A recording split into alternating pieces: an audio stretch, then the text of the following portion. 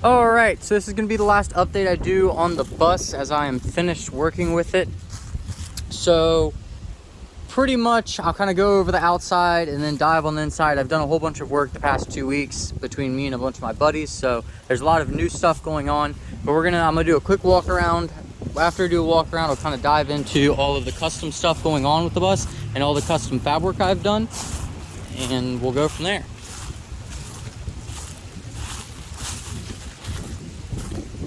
And I do apologize about the wind. It is super windy out, so hopefully it's not drowning out the audio at all and you guys can hear me.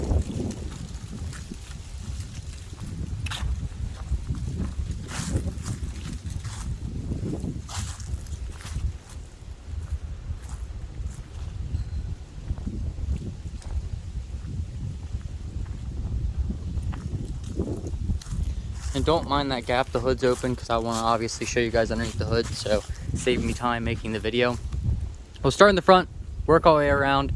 So obviously there's a 360 camera all the way around. You've probably seen them sitting up there at the top, up that guy right there, that black camera. That basically views the whole entire front. The front end has smoked marker lights, smoked headlights, and then obviously undercoated bumper. And to get into the custom fab work, to make this thing 4x4, we'll kind of dive on into it. Before I dive into that, I want to cover the motor stuff that I've done that you can see. So it has a aftermarket bigger oil cooler, aftermarket bigger transmission cooler, a bigger 2-core radiator that was actually meant for an international bus. This is like overkill for it, but obviously I was building this bus to travel cross country for long periods of time. So getting into the 4x4, let me set you guys up.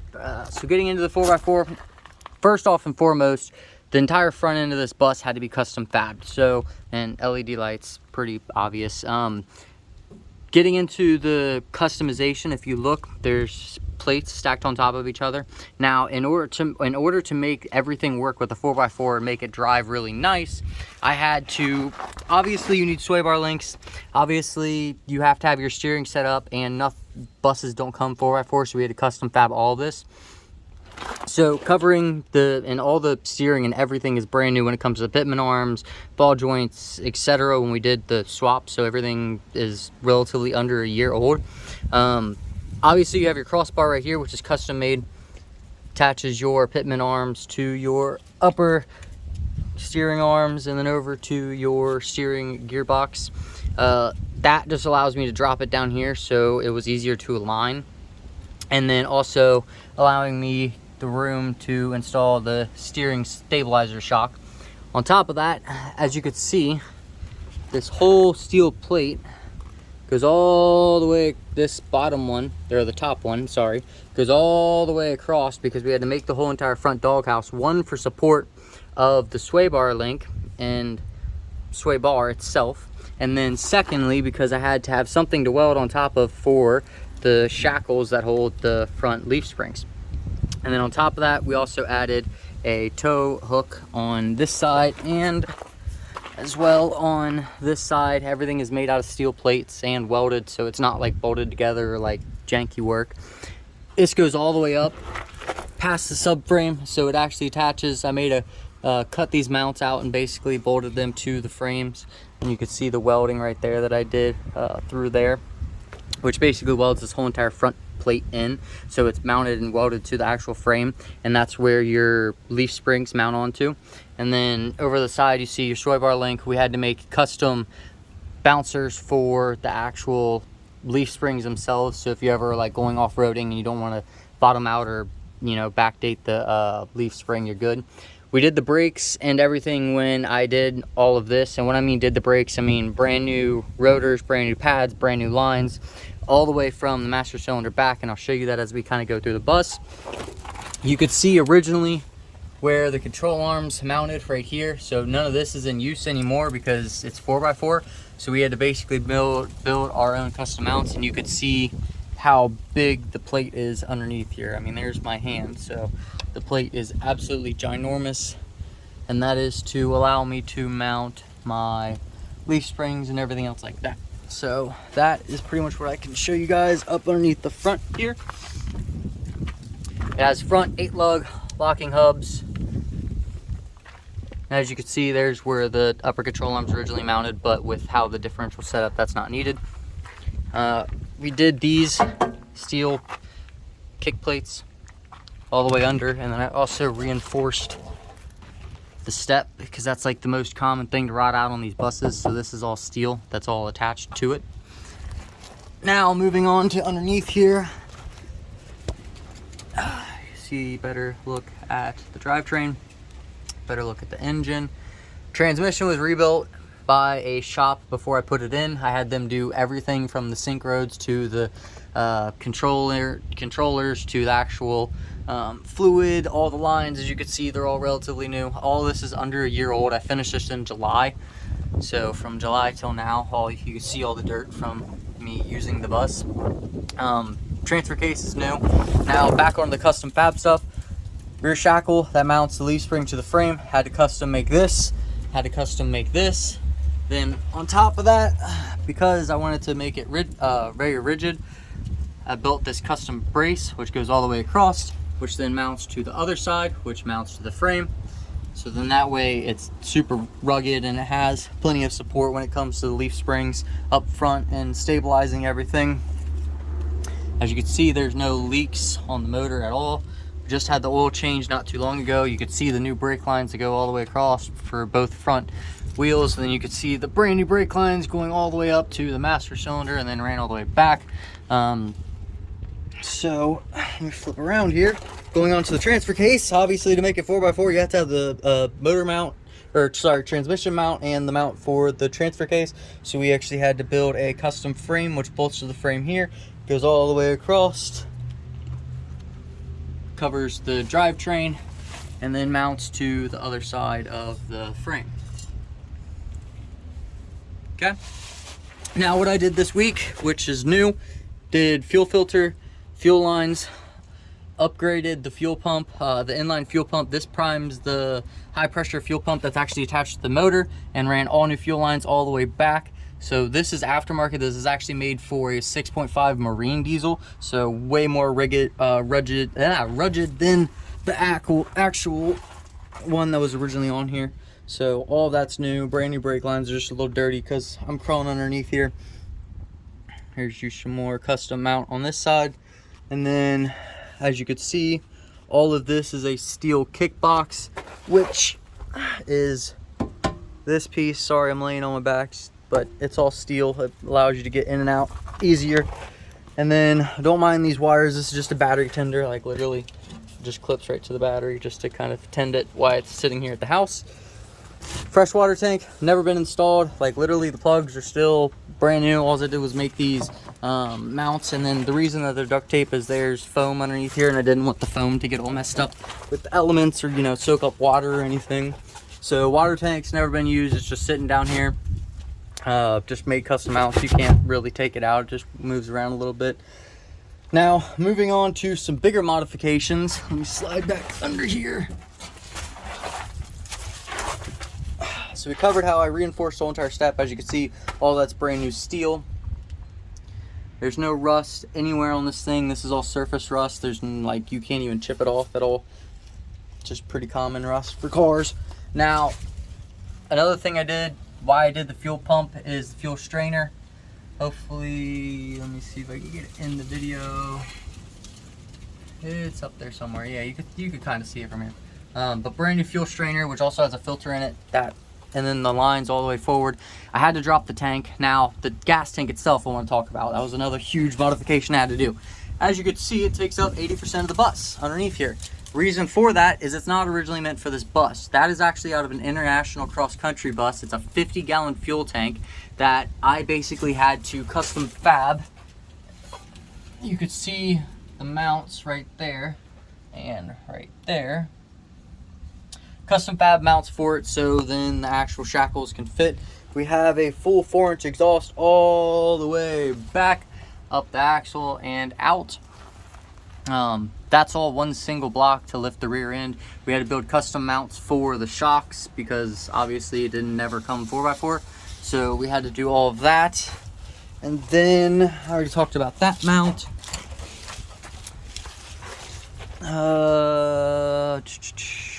brush, already talked about that, so that's cool.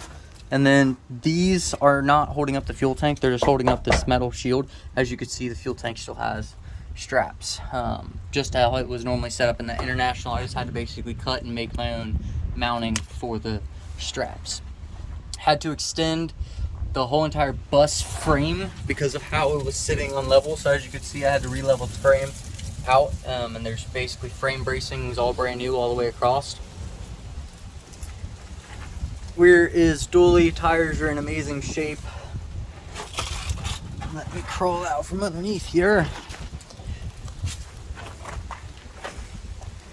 Moving on to the hitch. So they don't make hitches for buses, so I had to build my own hitch.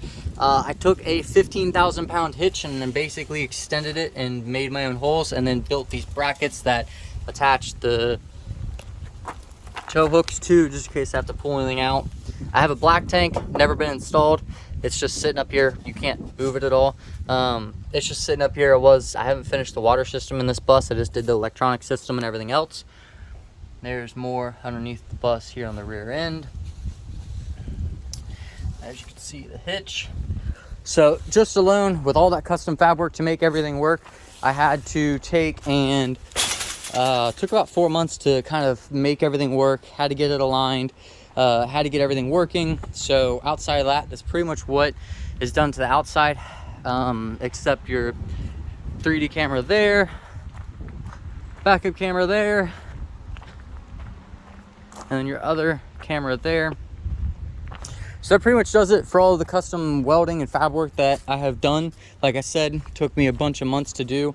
It aligns perfect. It's good to go when it comes to all of that. So let's kind of, actually before we jump inside, I want to show you the motor. Because like I said, I rebuilt everything before I put it in. Bear with me.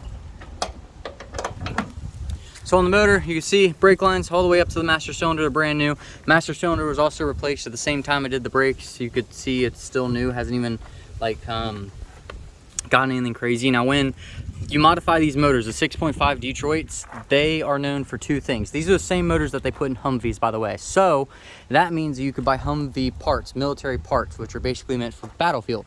So I did that. The PCM, which is the control module that controls the injectors, as long as it's relocated, because originally that's the #1 fail point for these motors. It's been relocated and it's brand new, and I actually have a brand new one inside the bus just in case it ever goes bad, but it's less than a year old, so it shouldn't. That's been relocated there with the relocation kit. Originally it sits in the center of the motor, which makes it go bad because of the heat. I did the water pump. Let me get you a better angle. Did the water pump, did the alternator, did the tensioner pulley, did the belt, did basically every drive component that is on this bus when I had it out, as you could see in there. Also did the injectors, so the injectors are brand new. This battery is brand new, and then you saw there was another battery underneath the passenger or driver's side that is also brand new. So both batteries are brand new. All the coolant lines are brand new. As you can tell, they're not like dry rotted or anything like that. I didn't want to have any issues with this thing. I want to drive across country and just go and enjoy the trip. So a lot of the work went into all the mechanicals. Fuel system's brand new, from the injectors all the way to the fuel strainer. Your belts are new, your tensioner pulleys are new, your vacuum pump is new, your injection control module is new, your brakes, front and rear, are still maybe 6 months old. All the brake lines are new, all of the tie rod ends, all of the ball joints, everything has been replaced on the suspension. It's all less than a year old, so you will have zero mechanical issues out of this thing. Also, when I did, another common issue with these 6.5s is, and you could kind of, I'm showing you just how clean the motor is. There's not a drop of oil leaking out of this thing or nothing. Show you the other side. Super clean. When it comes to modifications on the motor, obviously did the injector control module relocation. I did a quick spool turbo wastegate, so it basically has a little bit more boost. And then I did marine injectors on it, which were meant for this actual diesel, so they actually are bigger injectors. So the entire fuel system has been updated, and I was told it was tuned, but I have no recollection of it because I did not personally tune it, so I cannot speak on that. I can tell you, with towing that Jeep over there, on a car trailer with this, I can do 75, 80 miles an hour all day long without anything on it. This thing will do 90 and cruise at 90 perfectly fine, especially when you're going cross country on them 75, 80 mile per hour highways. It keeps up just fine. It does have cruise control, so you set your cruise control and you're just good to go. And like I said, don't mind them batteries. It's just for I'll actually show you guys. First off, here's the interior of the bus. So it's just, them wires are just for a battery charger maintainer, just because I have been working on the bus and obviously you don't want to have your battery sit without being charged. So that's for the LED lights up front. There's your 360 cameras. The radio, I haven't really installed the speakers. I just kind of like set them there and there because I wasn't sure where I was going to put them. The dash was all taken apart. All of this was dyno-matted underneath here, so when you start it and it's running with everything shut, you hardly hear the motor run. I took the cluster off of the original cluster of this bus. I took it out because I wanted the cluster that came from the car that I swapped it out of.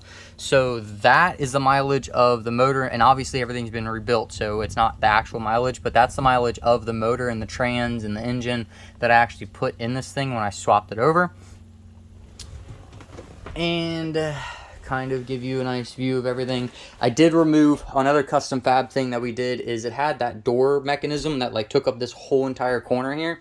I decided to make the door an actual door, so we welded them together, and now it is just a full swing open, swing shut door, which makes life really easy, especially when it comes to sealing it and everything like that. So let me jump on in here.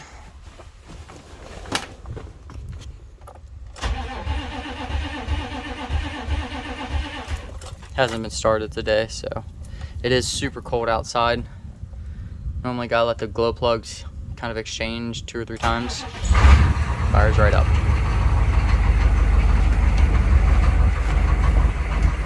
Also, speaking of the glow plugs, this does have a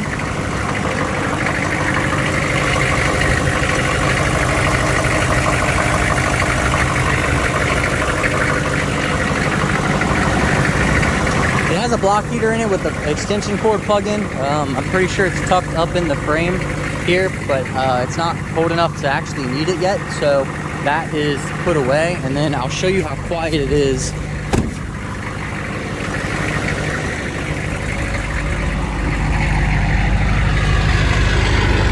No smoke, no soot, no nothing like that when it starts.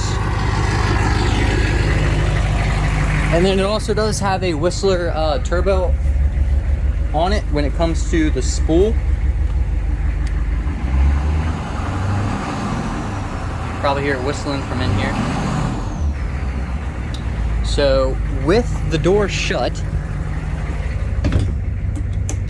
see how quiet it is? It's basically silent, even when you're, just because all of this is insulated, and I'll kind of cover the inside in a second, but just because all this is insulated with sound deafening insulation, it runs super quiet. Instead of wasting fuel, let me shut her off. The 360 cams, as long as you have your key turned down, the radio and the 360 cams work. I have the 360 cams just hooked up into a USB because I wasn't sure if I was going to power them with the house batteries or not. Now, on to the inside. Start with the door entryway. So, door entryway, pretty standard, nothing crazy. This is a nice sturdy handle. The step, it has, I kind of screwed up and I didn't use waterproof flooring, so basically coming in and out of this thing, it's just kind of gotten water damage on this bottom step. Top step's good, and then originally I had tile that kind of, you can see what's left of it, that covered all that, but I didn't like the color of the tile, so I just removed it. Still has a mounting plate for the original door open stuff, but that took up this whole corner. I wanted to have that for like shoes or whatever. You got your glove compartment there, you got your cup holders, pretty self-explanatory there. Now, first walk in, you have storage right up here. This is all miscellaneous. There's the old cluster. A whole bunch of extra bus parts because I obviously had a parts truck, so miscellaneous stuff that wasn't really broken, but I just swapped out or anything like that. So you got 2 boxes of parts. Back up a little bit so you could see the entry door. Then you got storage in here. Inside of here, you have curtains. Now, these magnets right here, since the bus is obviously made of metal and all the windows are made of metal, I basically just pop up these curtains with these magnets, and that kind of seals, you know, from people from being able to look in. Bunch of extra parts kind of shoved down there that are new, like lights and miscellaneous stuff. Then you have all of your window coverings right here, which are self-explanatory when you're parked and you're camping in it. They kind of fold up and take up that whole entire space right there. That way you have security and privacy. Now, moving on to the inside, as you can see,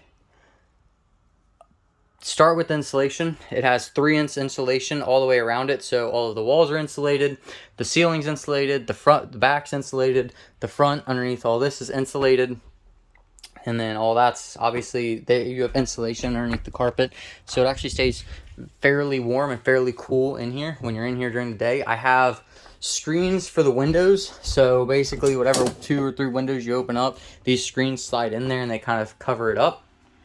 Now, like I said, I haven't hooked up the water, so I never finished the bathroom, but pretty much what I did is I got a shower tub that's extra wide, and then I measured out like one of them portable toilets that has the tank built into it. And the portable toilet, because obviously you can take it in and out, you set it here, and this is me standing in the shower. There's still, I mean, I'm shoulders out and I still have plenty of room. So I was going to put the toilet there, hook up my water either on this side or this side, but I wasn't sure what type of paneling I was going to go with, so I didn't finish boxing this in. And then this is all blacked out because the original owner had a shelf that just kind of went right there. So pretty much like I said, none of the plumbing's hooked up, so it's not even drilled through the floor yet. So if you want to change this around, you could change this around. But I was going to put the portable toilet there. And then when you want to take a shower, you just pull the toilet out. When you want to use it as a bathroom, put the toilet in, you're good to go. Then you got your 2 LED lights. They are hooked up to a switch that run off of the house battery. Then on the shower door, I have that, which basically is an actual shower door. It has the weep holes and everything down at the bottom for it to drain back into the tub. And then it just straps back down like that.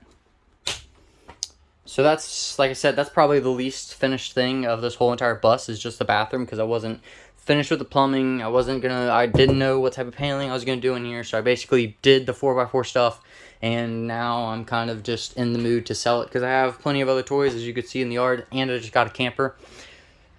Moving on, sink. It's never been hooked up. It's just kind of sitting in here.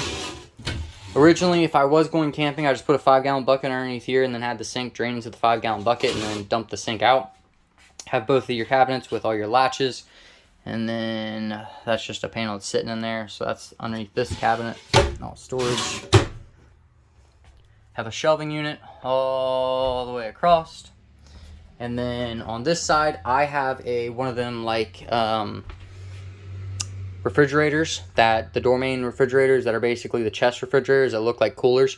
I put that here, or I put a cooler with ice in here depending where I'm going, and that's kind of why this is sitting down like this. That way it sits flush with the countertop. Storage.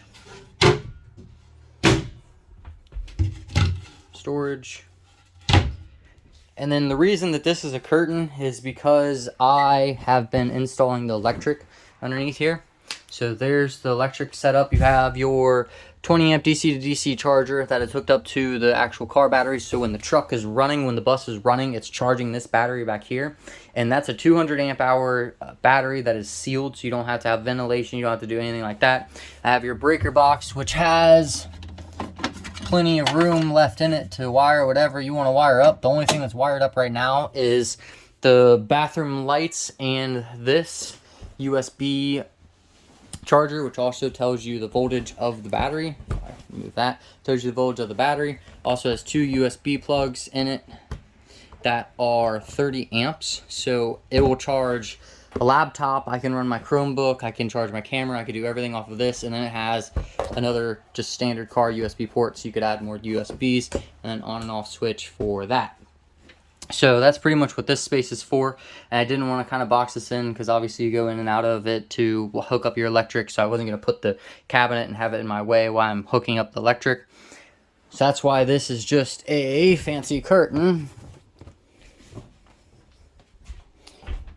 As you can see, this is a day bed, so it sits up like a couch, has a backer, goes all the way across, and then you could just kind of chill as a day bed. And then I'll show you how it turns into a bed.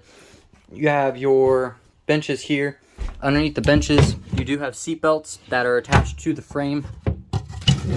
Storage and storage, both sides have seat belts, and then you can sit here, eat food, whatever like that. These are just, you can see the holes for the seat belts, they just pull through, and then you can just strap yourself in, or strap whatever you need down, strap down. And then I'll show you how the LED lights, they are ran right here, this switch.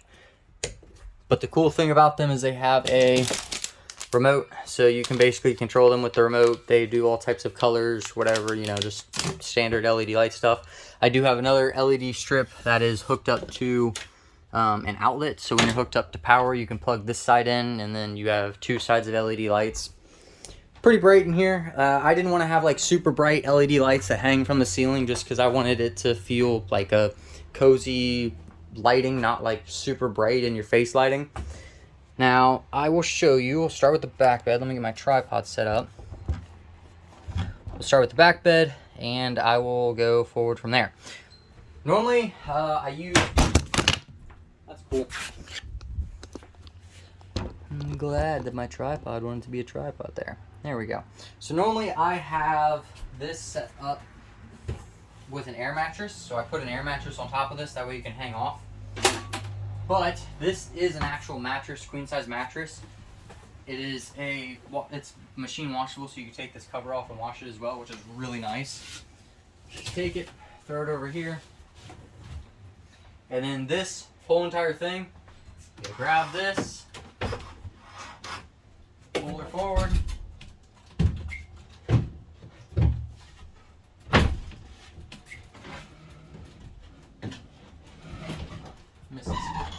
You do have, because of how this back latch is locked, you do have to obviously open the back door to fold this down, just because of this giant arm embrace, but it does lock everything without interfering with the bed. So there it goes, super sturdy, super stout. And then I normally throw an air mattress on top of it, or just throw this.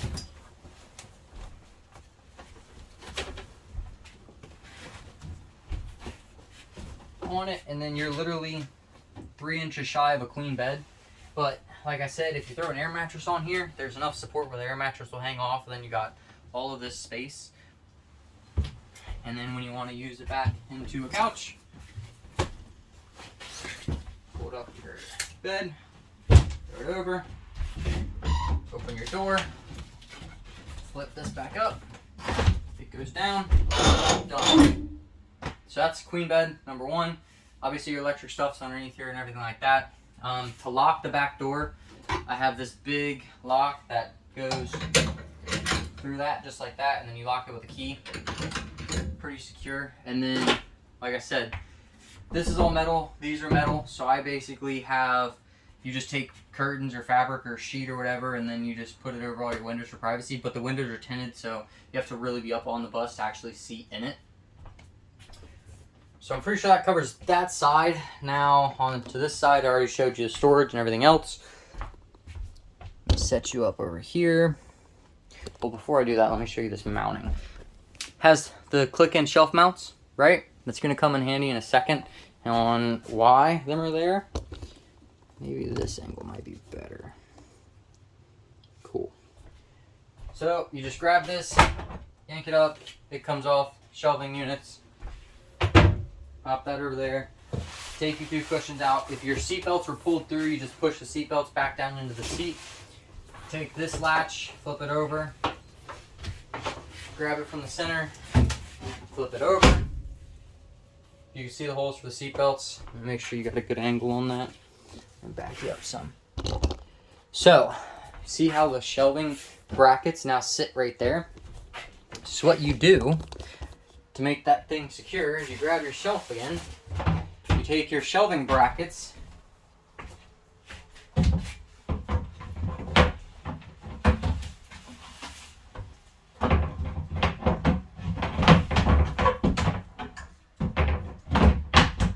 boom, shelving brackets are locked in. the table flips open. Boom. Now you have a secondary bed that's super stout. Good to go.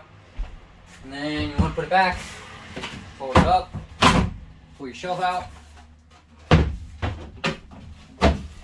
it back,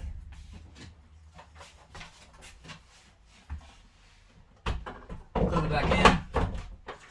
And then what's really cool about this design is, like, let's say you have a lot of people hanging out and you want to get rid of the table. Now it's a day bed, and this is super sturdy. So basically you can throw cushions in there, and then you have one couch, two couches, and both of them basically make queen size mattresses, except they're shy like 3 inches in width. You could probably make it wider, but for what I'm using this for, it works out great. So it's pretty much the inside. Now when it comes to insulation, like I said, 3-inch insulation all over the ceiling, back walls, side walls. When I did the floor, it has 1/2-inch treated plywood, a 1/4-inch insulation all the way through, so the floors stay nice and warm. And that's pretty much it. There's not really much left to the bus. It's just set up to kind of be used and set up as a camper. I spent most of my time doing the 4x4 swap and doing all the mechanical stuff. That took months of time, and I have just been absolutely blown away by doing all of that work. So I'll do one last walk around on the outside so you guys can see the full bus.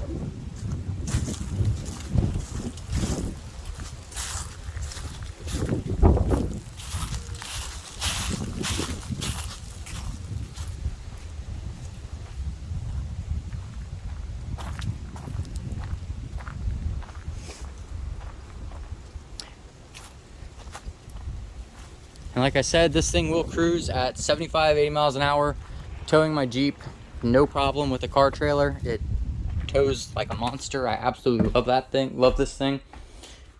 And this is the inside. Just do a quick one last, and obviously the shelf goes all the way up. Has a bunch of miscellaneous wood pieces and panels and whatnot that that are going with the bus, that are just from the bus. And then on the electric system, kind of explain it in depth. Like I said, this is a fast charger, can charge laptops, can charge whatever, can charge cameras.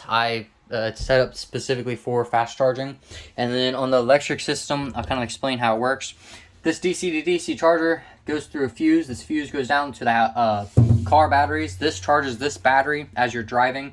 And then that way everything's charging and good to go. Let's say you want to kill the power to everything. That's what this switch is for. You hear the relay just click off. That kills the power to everything. So this battery is now void of anything. And then you want to turn your master power back on. Click that on. Master power kicks on. And then you can turn that individual switch on and off so you're not killing battery. If you want to leave your lights on or anything like that. The fuse panel is set up where you basically just have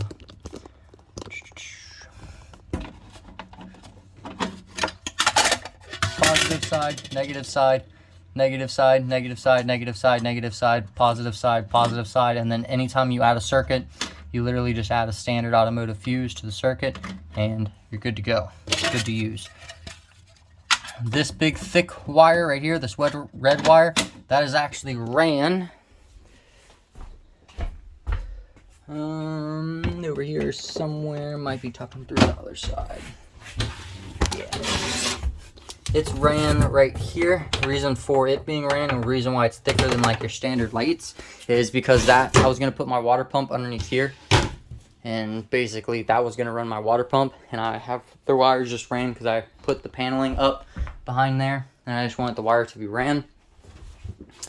So that's pretty much it. It's there's not really much else to show with inside. It's very basic, but it works. It's usable, and I absolutely love this thing. It's sealed up super tight. All the windows have been resealed, everything like that. So yeah, good to go. And I'll let you hear it start one more time so you guys can hear how quickly it starts. So pretty much when you're listening for this thing to prime, if it's cold out like it is today, like it's in the low 60s, you have to fire. You'll hear the relay clicking. It's going. It's easier to hear when you're actually here. but pretty much siphon the key on and off like 2 times. Pretty standard with diesels, especially when it gets cold. I'll cycle it 3 times just to be safe. And all that's doing is heating up the glow plugs, and then once they reach temperature, it kicks them off, and then they'll kind of cool down. But it's heat. You want to heat the cylinders, especially when it's cold, because it is a diesel. And then, boom, fires right up.